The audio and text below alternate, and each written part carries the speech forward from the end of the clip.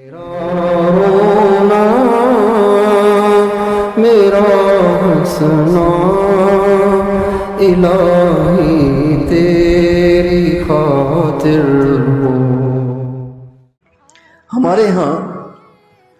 چونکہ لا علمی ہے، جہالت ہے، قرآن سے اور سنت سے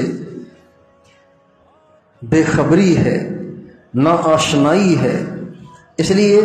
جب بھی ربیع الاول آتا ہے تو لوگ اس کو ایک عجیب ہی انداز کے ساتھ منانا شروع کرتے ہیں۔ بالکل ایسے لگتا ہے جیسے رسم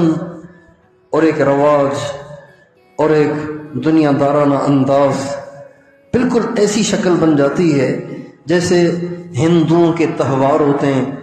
اور جیسے غیر مسلموں کی کوئی عیدیں ہوتی ہیں، بالکل وہ والی شکل بن جاتی ہے۔ حالانکہ ربیع الاول میں اس طرح کے کام کرنا نہ نبی کریم صلی اللہ علیہ وسلم سے ثابت ہے، نہ آپ کے اہل بیت سے ثابت ہے، نہ آپ کے صحابہ سے ثابت ہے، نہ تابعین سے ثابت ہے، نہ تبع تابعین سے ثابت ہے، نہ ائمہ مجتہدین سے ثابت ہے، نہ فقہا سے ثابت ہے، نہ علماء امت میں سے جو ابتدائی درجے کے علماء محدثین ہیں ان سے ثابت ہے۔ پتہ نہیں ہے کہاں سے چیزیں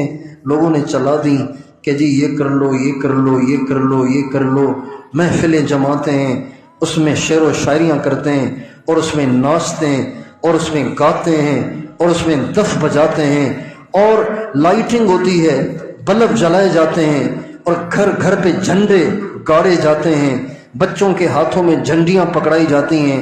گاڑیوں پہ جھنڈیاں لگائی جاتی ہیں، موٹر سائیکلوں پہ جھنڈیاں لگائی جاتی ہیں، دکاندار اپنی دکانوں پہ جھنڈیاں لگاتے ہیں۔ پتہ نہیں یہ چیزیں کہاں سے نکال کے لے آئے، جبکہ نہ تو یہ نبی کریم صلی اللہ علیہ وسلم کے زمانے میں ہوا، نہ صحابہ کے زمانے میں ہوا، نہ تابعین کے زمانے میں ہوا، نہ تبع تابعین کے زمانے میں ہوا، نہ امام ابو حنیفہ، نہ امام مالک، نہ امام شافعی، نہ امام احمد بن حنبل کے زمانے میں ہوا، اور نہ ہی یہ ہمارے مشائخ صوفیہ نے کیا، نہ پیران پیر غوث اعظم نے کیا، نہ خواجہ معین الدین اجمیری نے کیا، نہ شیخ شہاب الدین سہروردی نے کیا، نہ خواجہ بہاء الدین نقشبند نے کیا، نہ شیخ احمد کبیر رفاعی نے کیا، نہ شیخ ابو الحسن شاذلی نے کیا۔ یہ اس امت کے بڑے بڑے صوفیاء ہیں۔ نہ بایزید بستامی نے کیا، نہ جنید بغدادی نے کیا، نہ معروف کرخی نے کیا، نہ امام جعفر صادق نے کیا، اور نہ ہی ہمارے اپنے علاقے کے